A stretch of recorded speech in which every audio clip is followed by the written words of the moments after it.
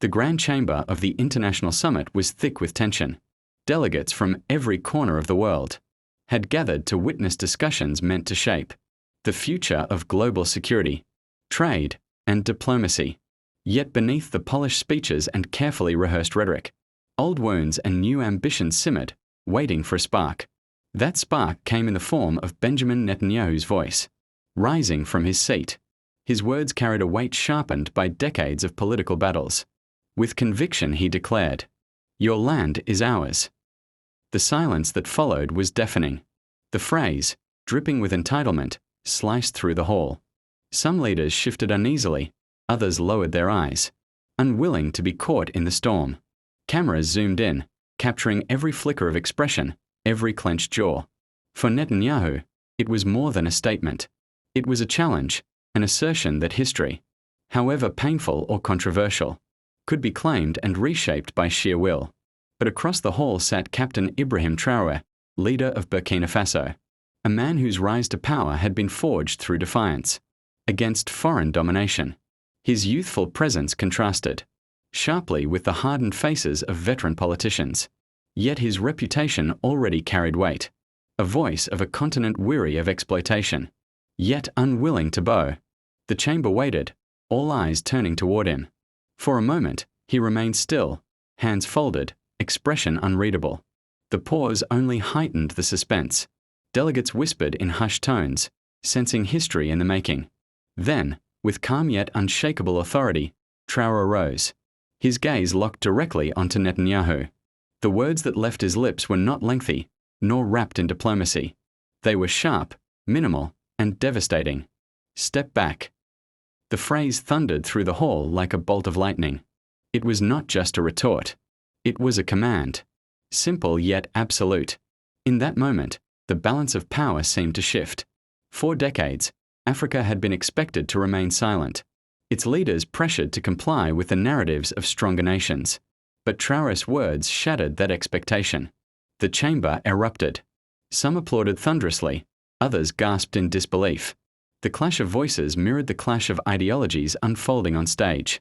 What Netanyahu intended as dominance, Traoré had flipped into defiance. What was meant to silence had only provoked resistance. Across television screens, social media feeds, and live streams, the moment spread instantly. Hashtags surged, news anchors scrambled to capture the intensity, and commentators debated the ripple effects this confrontation might have on geopolitics. But inside the chamber, it wasn't about cameras or commentary. It was about a young leader who had dared to speak, back when silence was the safer choice. The applause inside the chamber refused to fade. Delegates from African nations rose to their feet, clapping not only for Traoré's courage, but for the centuries of history his words carried. Colonialism, resource plunder, and political manipulation had long cast shadows across the continent. Now, in a single phrase, those shadows were confronted head-on. Traoré did not sit down immediately. His posture was steady, his eyes unwavering as they met Netanyahu's glare. "Africa is not a land to be claimed," he continued, his voice rising above the murmurs. "We are not your possession. We are nations, with dignity, with blood spilled for our freedom. When you say your land is ours, you are not speaking to me alone. You are speaking to every African who has ever resisted chains."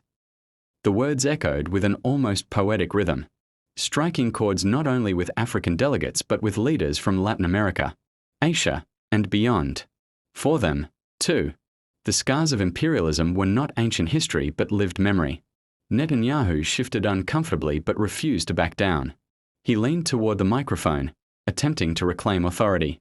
"Power determines history," he said, his tone cold. "And we hold that power." But Traoré was ready. "Power without justice is weakness disguised," he fired back. "And weakness cannot last." The chamber roared once more. Some journalists scribbled furiously. Others whispered that they were witnessing the beginning of a new political era. The tension between dominance and resistance, between entitlement and sovereignty, was no longer hidden in private negotiations. It was laid bare before the world. Social media feeds exploded. Traoré just rewrote the narrative of Africa in 2 words: step back. Netanyahu underestimated the weight of African defiance. History in the making. Africa speaks, and the world listens. What made the moment even more powerful was its authenticity. There had been no rehearsed script, no carefully crafted statement cleared by diplomats. It was raw, real, and unfiltered. And that authenticity was what made it resonate globally. Yet beyond the applause and headlines, the confrontation carried risks. Netanyahu's camp seethed, vowing to double down. Certain Western allies looked uneasy, unsure whether to align with Defiance or cling to established power structures. The summit had been meant to foster cooperation, but now it had become a battlefield of ideology. Still, Traoré's supporters saw something else: hope. The sight of a young African leader, standing eye to eye with one of the world's most hardened figures and refusing to bow, became a symbol of possibility. If one leader could stand, perhaps others could too. And so, while the confrontation continued, it was clear that the world had already shifted. The summit ended, but the confrontation refused to fade. Within hours, clips of the exchange flooded every platform. Memes, analysis, and fiery debates consumed online spaces. Some hailed Traoré as a hero, others condemned him as reckless. But no one could deny the power of the moment. In the streets of Ouagadougou, posters of Traoré appeared overnight, painted with the words, "Step back." Students chanted his phrase in rallies, treating it as a new anthem of resistance. Across Africa, from Dakar to Nairobi, similar scenes unfolded. Crowds gathered in public squares, replaying the viral footage, cheering as if it were a championship victory. In Europe, reactions were divided. Some praised Traoré for daring to confront arrogance. Others worried his words signaled an era of more fractured diplomacy. In the Middle East, Netanyahu's declaration was dissected endlessly, some defending his assertion while others condemned its boldness. Yet what united the globe was fascination. Few moments in modern political history had been so raw, so unscripted, and so symbolic. Commentators compared it to the great speeches of liberation leaders, noting how Traoré had captured the essence of centuries of resistance in just 2 words. But for Traoré himself, the noise mattered less than the principle. In an interview after the summit, he was asked if he feared retaliation. His reply was steady: "If fear guides us, we remain slaves. If courage guides us, we remain free." The phrase spread almost as fast as "step back." It was quoted in newspapers, painted on walls, and turned into hashtags that carried across continents. What Netanyahu had intended as dominance had, ironically, amplified Traoré's voice into something far greater than a single confrontation. The international community scrambled to respond. Some nations pushed for renewed dialogue, hoping to prevent the summit from becoming remembered only as a battlefield. Others quietly adjusted their foreign policies, realizing that Africa's voice could no longer be dismissed. And in Africa itself, a new sense of unity flickered.